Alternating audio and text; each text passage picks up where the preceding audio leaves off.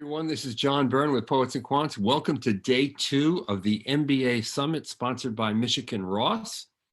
And we're going to discuss what will it take to get in this year. Superstar panel of admission directors from 3 of the greatest schools in the world. We have Blair Mannix, who is Director of Admissions at the Wharton School at the University of Pennsylvania. Welcome, Blair. We have Thanks, John. Kate Thanks for Smith, having me. the Assistant Dean of Admissions and Financial Aid at Northwestern University's, you know the school, Kellogg School of Management. And we have, of course, John, who heads up admissions and the student experience at Michigan Ross as the managing director. Sujin has always been with us, and Blair and Kate are new today. All right, let's start with a little bit of fun. For many people out there who are thinking about getting an MBA, they often put up their profile. You've seen these in different forums, including Poets and Quants. And then, people ask, what are my chances of getting in? So to have a little fun, we're going to have 3 profiles, and we're going to ask our admission directors to give us a sense of, how do these candidates look to you? How common are they? What do you think their chances are? And I know these are very limited in the sense that you don't get the full holistic view of each of these candidates, but let's try this. So one candidate, Vinayak, is from Mumbai, India. He has a 750 GMAT. His undergraduate degree is from a great school, the Indian Institute of Technology. His major is mechanical engineering. He's a software engineer at Infosys. His career goal, and he wants to use the I was thinking I would love to take this one off the top, if that's okay with you. That sounds great. Yeah. So, what John was trying to finish, his career goal is to be a product manager in tech. And, I hope I can speak for Kate and Sujin here. Like, we love to talk admission shop. Like, I could talk admission shop for a really long time. And it's kind of one of the first things that students ask us and the whole business asks us. So I'm going to take a little bit of a different angle from this. And I really want to keep the people watching this session in mind, most specifically. So maybe some of you logged on to this session are sitting there thinking, this is what my profile looks like, or I know a lot of people with a profile that looks just like this. Like, how do I distinguish myself in the applicant process, and how do I get in with a profile that looks like this? And so I just kind of want to revert and say that in my 15 years in admissions, in the admissions business, this is a question we get all the time. And my answer is always the same. And I hope this provides a little bit of peace of mind. So, John just ticked through, a little bit of this person's background. But the first thing I just want to level set for people is, say you're sitting right next to somebody at work, or you were sitting right next to somebody in college who is then applying to the MBA program. While you may have had the same undergraduate degree at the same school, love an IIT, by the way, and then gone on to a similar role at a similar company, your applications actually look, and I know Kate has heard me say this before, actually look so different. And only someone from our side of the desk would really be able to tell you that. So maybe you had the same degree, you're both mechanical engineers, great. You didn't take the same classes. You didn't take the same secondary classes. You didn't take the same classes in the same order with the same professors with the same grades. So instantly, the first document I look at, your transcript, is immediately different, even though you might have gone to the same school with the same major. Then let's track you through your life. Say, 2 people ended up at the same company. You don't have the same manager. You're not working on the same projects. You're not developing the same skills. And then to walk through your application, you had different goals for the program. You write about them a little bit differently. Your letters of recommendation write different letters for you, depending on where you want to go. Applications look so different so quickly. And at every chance I get, I like to tell students this, because I know folks are probably looking at this profile that John just talked about thinking, that's me and that's a lot of my friends. So in terms of the odds of getting in, I would say just be yourself, write your application, and just know in your head while you're putting in that application that even though you may think it looks similar to others, it truly, truly does not. And that's what I wanted to say about that one in particular. Yeah, that's a really good level of insight, because you can only tell so much by a few spare facts, and certainly not enough to really assess their odds. Let's try another one though. Luke, He lives in Boston. His GMAT is 690, sub 700. Boston College is his undergraduate institution. He majored in economics. He's in GE's leadership rotational program, and his career goal to be a consultant at MBB. So Kate, does a 690 GMAT score torpedo a candidate? Torpedo, no. No, if you go ahead and look at the diversity of students at any top MBA program across the globe, you are going to find a major spectrum of diverse backgrounds, perspectives. So Blair just talked about those who think they're very similar, but when you actually get under the hood and you have all the candidates and all the students that come into each class, you can see most schools publish their range of GMAT or GRE scores. So you can see the range. There isn't a top school that I know of that a 690 would ever torpedo a candidate. The whole package, the comprehensive person, is what we are all looking to assess. And so, John, as you said, like these 5 bullet points about Luke don't give you perspective on what he did in his academic journey at Boston College. What did he do as an undergraduate in possible leadership positions? What other organizations, possibly nonprofits or organization, maybe he started an enterprise on the side of his work. There's a spectrum of experiences that candidates bring, and 5 bullet points will never give you the full breadth, which is why we all ask for so many different facets of you, about you in your application. So the one thing I'll say is every candidate who applies honestly has a 100% chance of admission from the beginning. And then over the process of us sorting through all the candidates, we tend to find those that we think are going to be the best match for our program. So, you need to understand that we value all of the pieces of the application. And so, the essays, as Blair said, the letters of recommendation, they're going to give more of a picture of you to the admissions committee who is reading your application. And specifically when you talk about the 690 torpedoing someone, it is about us assessing your academic readiness. A GMAT or GRE score is just one factor that would contribute to us understanding. You may come from a non-traditional background. You may come from a military background. You may have exceptional leadership experience.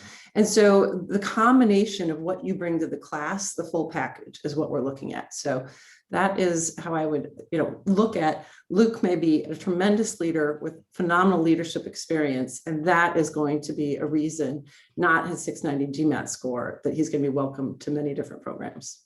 So Luke, don't take the GMAT again. Sujin, how about this non-traditional candidate? Her name is Sarah. She comes from Washington, D.C. She works for Ashoka, the great organization for innovators for the public sector. She's a global business manager there. She has her degree from Dartmouth in sociology. She took the GRE. She has a 162 verbal, a 159 quant, and she wants to be an investment banker. Now, forget about the odds, because obviously we can't give any odds for these folks, but how does your school feel about non-traditional candidates? And do you worry about the lack of a quant background that Sarah has, particularly for someone who wants to be an iBanker? We think someone like Sarah has great potential for success in our program. You will find that 30, 40, 50% of our students and other students in other programs have backgrounds like this that are either non-traditional, non-business, non-quantitative backgrounds. And that's becoming more and more the norm. And they do quite well in all of our programs. We've seen, for us, 95% of our students are career switchers. As Kate mentioned, some of the backgrounds that people bring. We've seen people from the military go into investment banking. We've seen people who worked in nonprofit go into tech. We've seen people who worked in the government go work for McKinsey, Bain, BCG.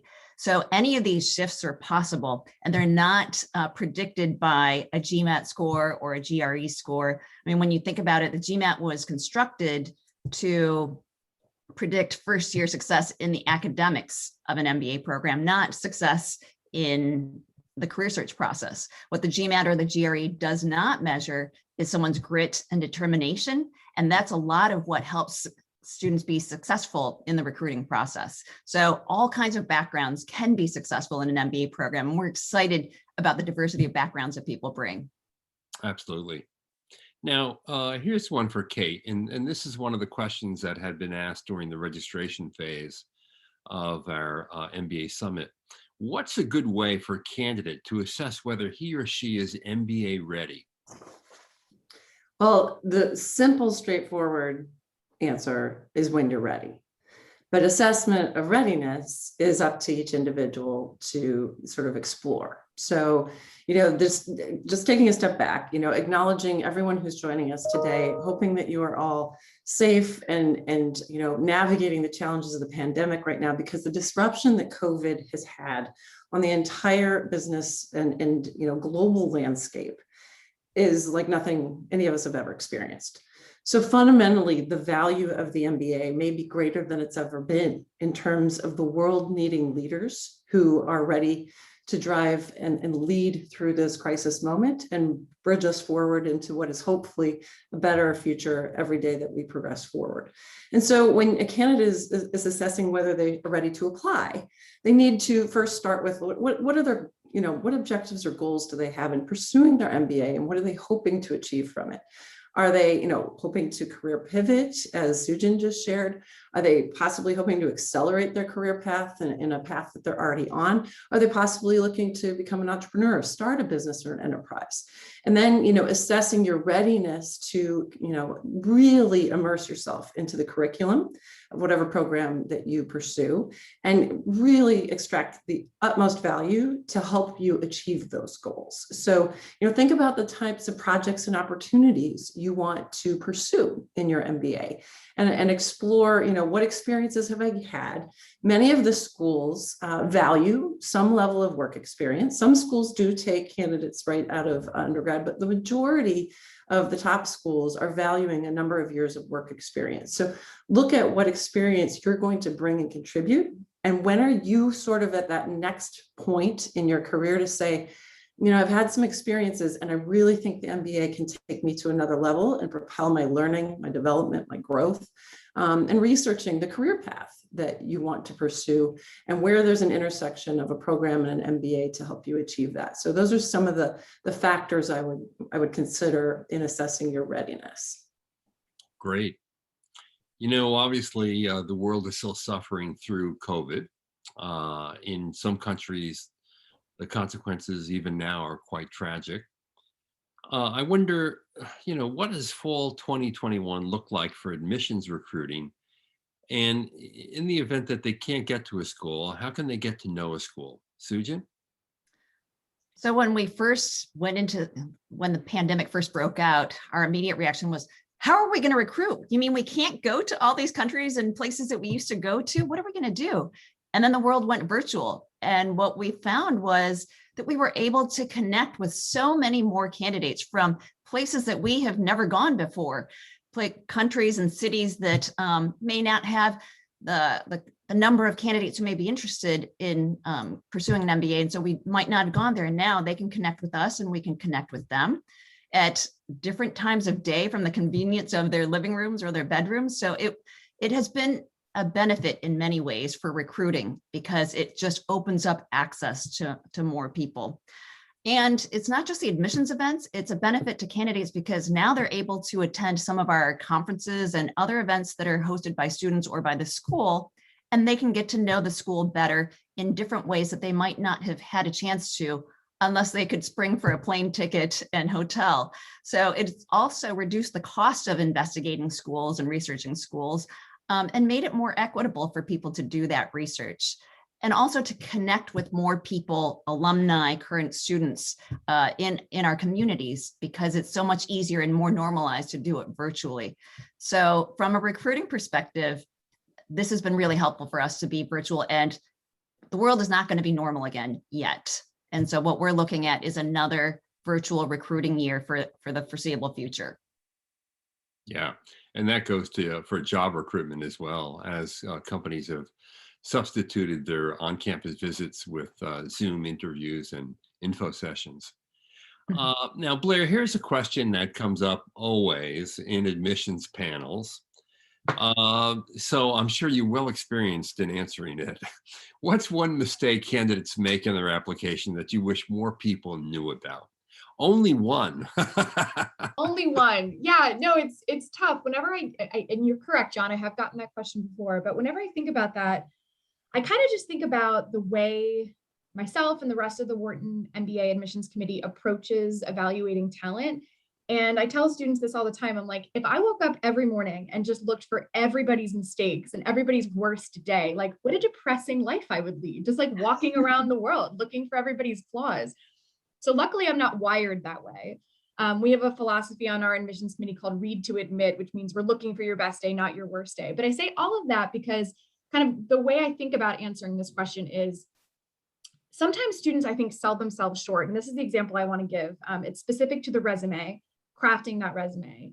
Just kind of quick aside, one page, everybody, you guys got this. One page, I have total faith in you.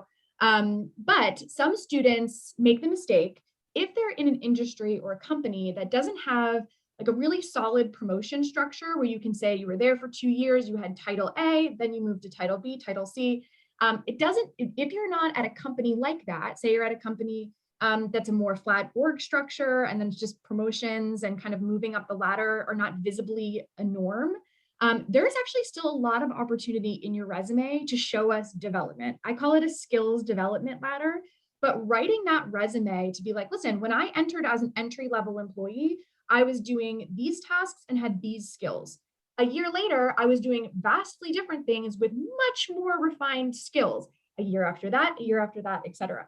Now, I think sometimes students sell themselves short and don't write their resume kind of in this development structure because they think, oh, well, I didn't get promoted, I didn't have a new title. We think you're a completely different professional 4 years later. So anybody watching this, I want you to think about kind of that development as you walk through your resume, and writing a resume like that can be helpful. And I would say, to answer the question directly, not writing your resume in that vein can sell yourself short, AKA be a mistake. That's a really good mistake that people make, and that's not one that I would have imagined you'd say. You know, the typical answer, you know what it is. You apply to Wharton and Kellogg's in the name. They forgot to, sub the name of the school they're actually applying to. That's a great answer. Okay, here's something I myself have wondered about. And I know that the processes of evaluating people are somewhat similar from school to school, but there are some substantial differences. So what happens after a person actually pushes submit? What is the black box of admission decisions? Sujan, you want to start? Sure. There is no black box. We try to be as transparent as possible, and we have shared our process with different media outlets, and we're happy to share it again here. It takes a couple of days for an application to get into our system, make it into our spreadsheets, and then for the applications to be assigned to readers. So after they're assigned to readers, it undergoes a full review from cover to cover, the resume through all the recommendation letters. And what we're looking for at that stage is this someone that we might want to interview? Ours is by invitation only, and there are 2 criteria that we look at to decide who to interview. One is, do they have the potential to do the work academically? Do they have enough demonstrated analytical skills to be able to get through? And the second is, do they have something to contribute to the community beyond their undergraduate experience? Are they going to bring something to the table to enhance the learning and the experience of classmates? And so once they pass that review, they get invited to interview. So they get an interview invitation, they schedule that. Simultaneously, their application goes for a second full read from the AdCom. Once we get the interview report back, we put it all together, and it gets another review from an AdCom member to say, okay, now we know all of this stuff on paper or online. And then we've got the third-party review from someone in our community, generally an alum or a current student, to say, yes, I see this person has a good fit as well. And then the committee gets together and we talk about, okay, who do we want in the class? And we want to pay particular attention to diamonds in the rough, people who might not be the obvious, oh, we should admit them. The slam dunks are easy, but there are many who might get missed if it weren't for the multiple reviews and the interview with one of our community members.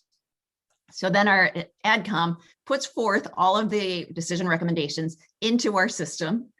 And then the admissions director, Diana Economy, will review and kind of craft the class. And then it gets reviewed by me and then by the associate dean. And then it's final. Then they get the decision. Wow, that sounds like a very invested process. Kate, how about at Kellogg? I can, second Susan on the comprehensive and holistic review process where the applications come in and then we assign them out for reading across our admissions committee.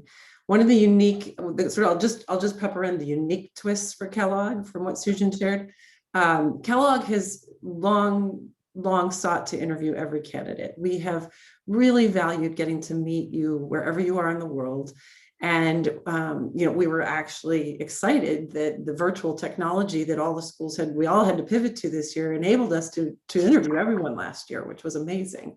Because we've always sought to achieve that opportunity for you to meet with it would be in our case also an alum, an admissions member, or a student interviewer who gives you the opportunity to introduce yourself to Kellogg and to explore and have a conversation about your interests, your passions, and that assessment is also fed back into the application review process.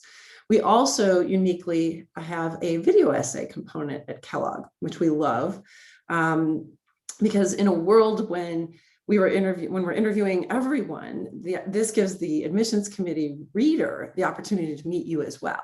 And so we have 3 unique video essay questions that after you submit your application, you have several days to complete and submit your video essay responses. So this year, Kellogg's essays and video essays will be very consistent with last year. We were very happy with the feedback that we got, because that's the other piece, is what's the value of the input that you're getting from the questions we're asking.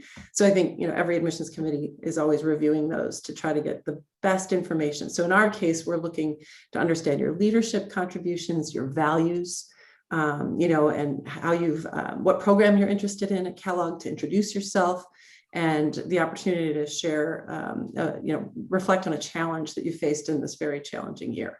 So those are the sort of the unique twists to the Kellogg process. And then we similarly go through the class shaping, sort of constructing, looking at all the admissible candidates. One of the challenges I think we all face is there are usually more admissible candidates than seats in the class.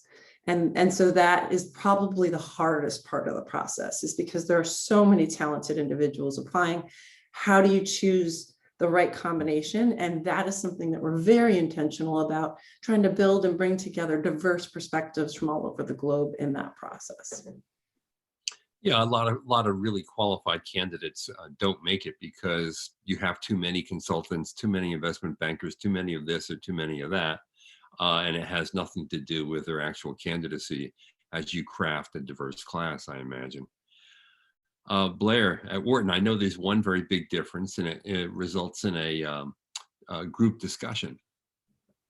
I will absolutely talk about that, because that's kind of the second bullet that I wanted to address. But first, I'll say, ideologically, we have kind of 2 principles, and we say in every decision we make, is it fair and is it accurate? And in our decision-making process, has our process reduced both bias and has reduced noise? Because you can never get rid of bias and noise in decision-making and all types of talent selection. But is it fair and is it accurate? And does the process reduce bias and noise? And so our process mirrors what Sujin said regarding multiple levels of interviewers post your application being submitted to the school. Something that we're pretty proud of is that they're all blind, meaning that my assessment of a candidate's talent perspective is not seen by the other people that read it. Because if I read it and you guys saw my commentary, then I could bias somebody on my staff, right? So specifically, they're blind, and we feel pretty strongly about that. Kind of to get to the team-based discussion component, which I think is important, is we feel pretty strongly in a skills-based interview, because there's a lot of academic research that talks about how behavioral interviews can be pretty biased. You went to Georgetown, I went to Georgetown, the interview goes great. We don't think that's fair or accurate, nor reduces bias. But one of the things I love about the skills-based interview, and is a hallmark of the Wharton evaluations program that not everybody knows, so I love the opportunity to talk about, is we see students that are really strong in the application evaluation section, students that got 4.0s in mechanical engineering or 4.0s in physics at MIT, really strong applications. And then maybe they get to the team-based discussion and their worldview is they're not necessarily the room runner, the person who's really good in a group setting, right?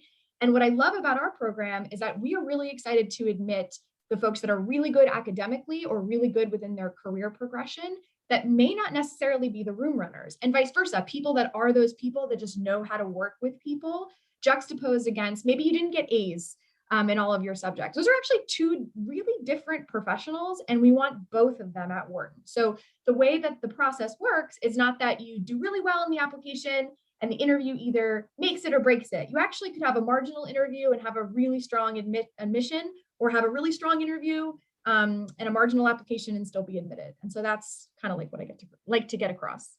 How do you define a room runner? It's not someone who dominates the discussion, right? No, I mean, I definitely think, I know Malcolm Gladwell's 10,000 hour theory has been debunked, but I think I've had my 10,000 hours in team-based discussions. I've been running them since 2012. But I think, let me just go back to the work setting. We all work in teams. We all work around conference rooms.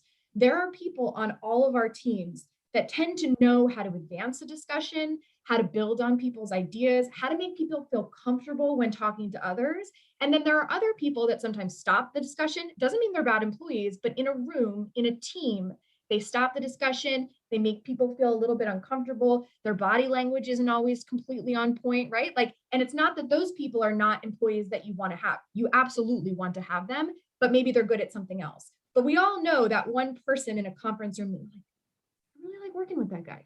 And that's what we see in the team-based discussion, and it works at scale, and it's really nice to see. Great. Now, Kate, you referred to this earlier, that you're going to have similar questions this year as you had last. I wonder what in fact are you asking for the early birds out there, and how can an applicant approach the question in a solid way? Absolutely. So as I said, we have really appreciated and enjoyed the information that we've gotten from our essay questions. So we're retaining our essays from this past year.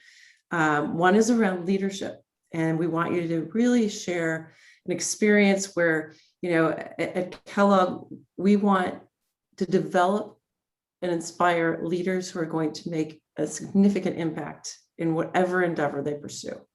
And so demonstrating a leadership experience that showcases the leadership journey you're currently on, the experiences you've gained, helps us understand how you view leadership. How have you been able to lead? And leadership is not always an official title. As Blair was saying before, it can be that you're leading a group of peers that, in ways of influence. Some leaders are leading in a very overt way. Some are leading in a way that helps the entire organization or team advance, but it's not so obvious. So there's no one right answer, but it is about the process of reflection is what we all, I think, at every school encourage in this application journey, for you to really reflect on the questions that are being asked of you. Our second question is around values that you hold dear and what values are important to you.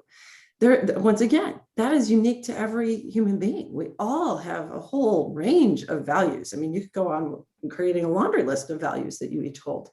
How do you choose in 450 words which ones to showcase? So that process of reflection, what do you care about most? What do you want to express in your application that helps build a picture of who you are? So I always give advice when you have multiple opportunities to answer questions, think about how one essay question can complement or give a different picture than another essay question. And the same in your interviews. How do you build a robust picture of who you are and showcase multiple examples and use that as an opportunity to showcase the breadth and depth of who you are? So we ask both about values and leadership at Kellogg because we care deeply about our community and we want to develop leaders. And so both of those are facets that we are interested in learning about. And so my last piece of advice on anyone answering essay questions is take the time to answer the question asked. Really reflect on that. All the schools ask a variety of different questions. And if you're applying to multiple schools, it can be, a lot of work, but it is worth answering the question each school asks because each of us care about the things we're asking. And you're showing to us your investment in that response. What you bring in answering those questions. So that's my sort of piece of advice on the essay platform. good advice, because I know some people do a little bit too much of cut and pasting and they don't directly answer the question asked. Sujin, are you going to change things up with your essay questions this year? So like Kate, we reviewed our questions and we found that it gleaned the kind of information that we wanted from our candidates. And so we're going to keep the same ones. We've got two sets. One is a set of short answer questions that really reflect our brand and the experience that they'll have while they're in our program. It's around self-awareness, humility, empathy, and willingness to engage. Because we're a program that is the hallmark is learning by doing, we need students who are willing to engage fully, bring their whole selves, that they're aware of how they want to learn and grow and develop and what their areas for development are, so that they'll go into those things and be willing to take risks and be willing to fail so that they can learn from their failures. So we want to see essays that reflect those qualities.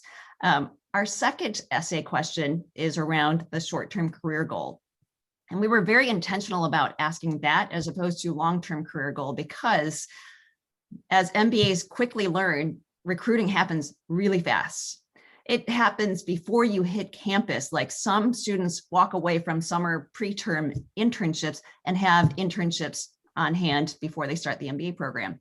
So we are now in the process, it's May now, we're already preparing our incoming students who've said yes to starting this fall. We're starting them on the career development journey. And you can't engage in that if you don't know what you want to do. And so we ask them not for their long-term goal, but for their short-term goal. What do you want to do right after you graduate? Because you're going to have to start preparing for that internship as soon as you say yes to us. So it will help students be successful if they have a clear vision of what they want to do. I mean, not just for their short-term, but why they want to get the MBA in the first place. That's when you know you're ready. When you've thought about how is this degree really going to help me do the things that I want to do with my life?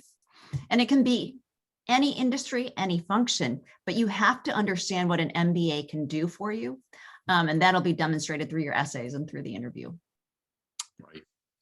What about at Wharton? Yeah, my colleagues just answered this question so good, but the only thing I will add is, and I'm kind of dating myself when I used to read applications on paper, when I used to close the application after reading the essays and say that I feel like I know nothing about this person. Like our entire job is to try to figure out who you are. And the essays are one of the best places, if not the best place to do that. And so for me, I always like to give the advice, like, let's add a little humanity. Like we are human beings reading these essays and you are human beings writing them. So let's not pretend that those two parts of the situation are not real. So think about who you are, think about your humanity and make sure that that goes. Kate and Sujin said it, that they're not changing their essays, and I'll add to that too. One, that we looked at them and determined we're getting what we wanted. And then two, because the world is so crazy, we were just like, the world is so crazy. Let's not add one level of crazy into the world. So Sujin actually answered the Wharton essay, prompt perfectly. We really are interested in what you want to do with this program, specifically because it happens fast and there's a lot going on. And we've learned in our years that you actually get more out of the program when you are pretty focused. And so writing that essay, and the advice I always give leading up to the start of school, is to really focus on those 2 to 3 things you really want to do. You'll get more out of the program. And we hope that the essay kind of kicks that off. Great. So there you have it. For all the early birds out there, essay questions will be the same. Now, here's an interesting question. It's a perplexing one for many candidates. Between the GMAT and the GRE, and at some schools, the LSAT, the MCAT, even the executive assessment, and then a layer on top of all that, the possibility of a waiver, as more schools are willing to entertain the option of waiving a test. There's certainly a lot of confusion over which test to take, or whether to take a test at all. What would you advise candidates? Blair? Yeah, it's just a very casual testing landscape out there, right? At all, not difficult or difficult to navigate at all. And for Wharton, I can only speak to 2 tests. I can only speak to the GMAT and the GRE. Those are the only 2 we accept and only 2 we plan to accept. My answer is simple, and then I have a sub answer, is take whichever one you think you'll do better on. My read to admit philosophy is coming out. If you think you're going to do better on the GRE, take a practice test, submit that one, take that one, et cetera, on the GMAT. A second thing I do like to get across though, in terms of evaluation of testing and talent, a lot of students will call and freak out and say, you know, I did really well in one sitting and poorly on one sitting. Like, which one will you look like at? The composite scores are kind of a little wonky. And I genuinely answer, as I genuinely assess it, that we're looking at the best composite scores per sitting. We want to see you in your best light. If you demonstrated this high during this day and this high in a different section on a different day, those are the two subsections we're looking at. And so please, you know, hope that assuages some fear. So take the test you feel like you'll do better on, and know we're really looking at your best subscores. Great. Now, Sujin, last week you announced, after receiving what you said were many incredible applications from applicants who waived the test last year, you decided to extend your waiver policy into the new year. How would you answer this question? Well, it's a really hard, I mean, even for me, it would be a hard decision if I were an applicant now. Should I do it or should I not? My son is a high school senior, and it was the same thing for college applicants. Do I take the SAT, ACT, or nothing? Because a lot of schools aren't requiring it. What I'll say is that if it can help you, then take it. If you think it will strengthen your candidacy, like if you don't have as much quant in your background, maybe this can be something that demonstrates to us that you do have that analytical ability. That said, if you already have that and you can demonstrate that to us in spades, maybe you were a business major or you work in investment banking or whatnot, you have certifications, those are the candidates who are most likely to be granted the test waiver, because we know that you'll be able to do the work in our program. So if you can demonstrate it in one way, great. If you can't, then taking a test is the best way to show it. Right. I think that's straight on advice. And Kate, at Kellogg, are you granting waivers this year?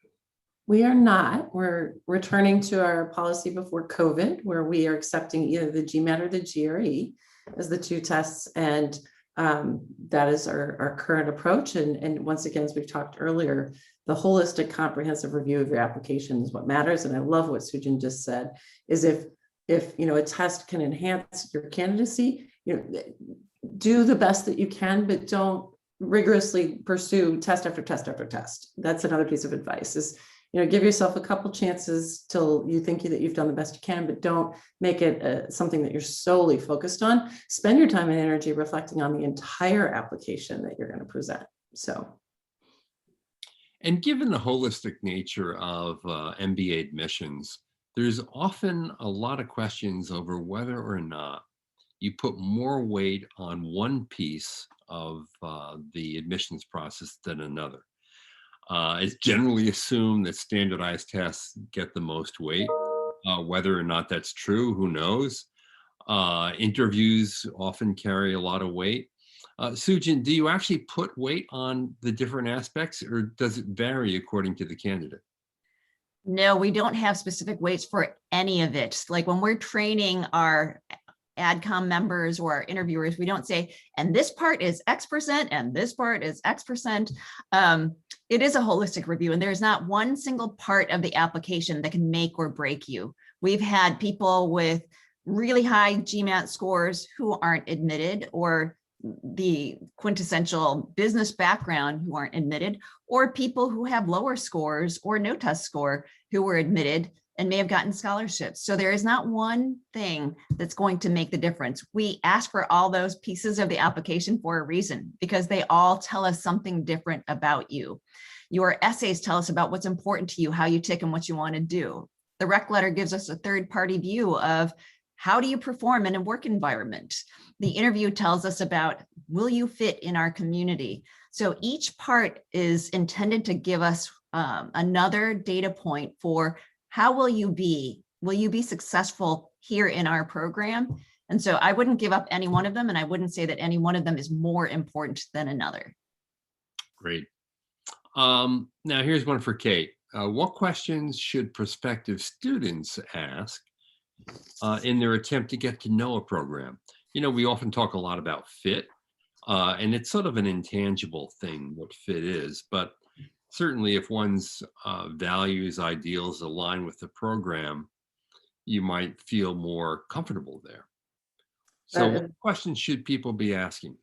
That's a great observation, John. And I think it's like preparing to interview a company and get to know an employer or any organization, are you going to commit your precious time and your energy at a place where you're going to thrive? That's a question I ask every candidate to explore. Where is the best place for you to become your best self, to have the most development, the most growth? So start by considering what is most important to you in pursuing your MBA, and what aspects of that MBA experience do you want to ensure you're going to experience? So, the MBA is one of the best investments I believe you can make. You're going to expand your knowledge, you're going to develop new skills, you're going to launch your career to the next level. So if you start with those three areas, I would certainly, if you're looking at those as important aspects to why you're going to pursue your MBA, start by asking questions around, what is the academic experience? What is the access to faculty? What is the range of the curriculum offered? What expertise is offered by the program that you can benefit from in an academic, environment? And so learning about those, how diverse is the faculty and the student body, because you learn from perspectives tremendously that are different than your own. So, what do you value? And if you value some of the aspects I'm citing here, then explore and ask questions around how diverse. Where are the faculty from? What kind of backgrounds and teaching experience do they have? Do you have practitioners in addition to tenure line faculty? Do you have immersion experiences where I can do hands-on learning and apply the concepts that I'm learning while I'm a student, so that I'm ready to apply those when I graduate into my next role? So that's really around the expansion of knowledge. So the next area might be in that skills development. I talked about the hands-on curriculum, but what about co-curricular opportunities? Are you able to join clubs and lead in new ways and sort of develop your skills in new ways? Are there, at Kellogg, we have a leadership program where you can really get your, hands dirty in terms of learning how to lead and refining your own skills. So explore what are the curricular and co-curricular opportunities for your personal growth. And then there's the community aspect that you referenced, John, that to me might be the most important of all, because you want to be somewhere where you're going, as I said earlier, you're going to thrive and you're going to love being a part of this community. So, is it inclusive? Is it diverse? Do they value all different backgrounds and perspectives? Is it supportive and going to help you, or is it cutthroat and competitive? Like, what is the experience you're going to have? And the best way to explore that is, you can go to websites and read, but I certainly would recommend talking to as many people as you can who've gone through a program, from current students to alumni. And at Kellogg, we'll facilitate connections if you don't have anyone in your own personal network, because that is a great place for you to learn firsthand what is the experience like. And the last way is to test drive. So, can you attend a class? And most of the schools have stood up virtual solutions. Can you, connect and engage with the campus and learn about it, whether you can travel across the globe or you just can take a virtual tour? So, what are all the ways? Imagine yourself in this program, and are you going to be excited about the experience in front of you? So those are a whole host of questions I would explore. Great advice. Okay, Blair, here's a great question from the audience. What's the one thing you wish you could change about the MBA admissions process? It's a tough one because I love this business, so I don't want to, tarnish the business, but it's tough. And I've thought about this a lot over the years. And I have a background in I would call it a background and obsession in just talent evaluation and selection, and that whole side of the house. Something that I think about a lot. I don't think it's unique to the MBA admissions landscape. I think it's specific to the talent landscape, undergraduate, graduate school, and then reference checks for jobs. I would love to find a way to further incentivize letters of recommendation writers, and then to extrapolate it, to job references, so reference checks, to find a way to really force the issue to get some real feedback. We get real feedback, of course, but I think the problem is that it's all very positive. And so because it's all very positive, it's harder to put that positive praise on a scale that really helps you figure out kind of the talent selection angle for an MBA program. And I see that problem moving into career moments as well, where you go through the behavioral interview, you get to the end of the line, and then someone checks your references, but nobody's going to say something bad about you, right? So is your future employer really getting brass tacks who you are, around that conference room table, John? So I think it's a problem that's throughout the ecosystem. And I would love if we could find a way. I believe it's pie in the sky. It's a blue sky idea, but hopefully we're all in privileged positions to do something about it. So that's something I would like to tweak if I could. Kate, what would you tweak? I think this opportunity for equity and access, the landscape of people who self-select themselves out of applying to programs because they think they won't get in. I wish that, more people would take the risk, or, the fact that there's only so, if the cost of applying, the ability to visit a campus, I wish there was a way to allow everyone equal opportunity and access to explore this. And so, I know that many schools, Kellogg is very interested and focused on diversity, equity, inclusion, and, really taking the time, asking questions about, are you a first generation student? You may not have had the same, experience that somebody who's third, fourth generation college student has had in terms of their upbringing.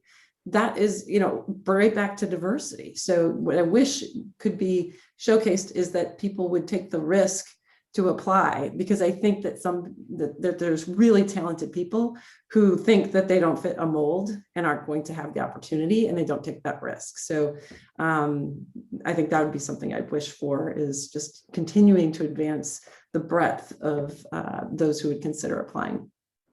Sujin, you have your one thing? If I could do one thing for the process and for candidates, it would be to reduce the amount of anxiety it induces in candidates. It's a really stressful process, and it takes quite a bit of time from the time that you think about it, start your application, submit it, and then get a decision. And then you have to make a decision about where to go. It's a lot of anxiety. I saw it in my own kids as they were applying for college. I see it in our MBA students as they're applying for jobs. It's just so much stress. And so one of the things that we've tried to do with the process is at least to try to make it as transparent as possible through blogs and videos and info sessions and webinars like this, to take the mystery out of it and know that we are all rooting for all of the candidates, and we would love to admit as many as we can. And that it's hard to wait for anything, wait for answers. We know that, and we're trying to make it as least stressful as we can. We're right there with them. We feel it with you. We wish we could do it faster too. All right. Hey, it was a wonderful session. Thank you, Sujin, Kate, and Blair. It was a joy to see all of you, even if it's only on Zoom. Someday I hope to see all of you in person, someday soon. And for everyone out there in the audience, I wish you good luck on your journey. It is a bit of a marathon, as Sujin pointed out just now, but it's one that's incredibly rewarding. So thank you and good luck. This is John Byrne with Poets and Quants.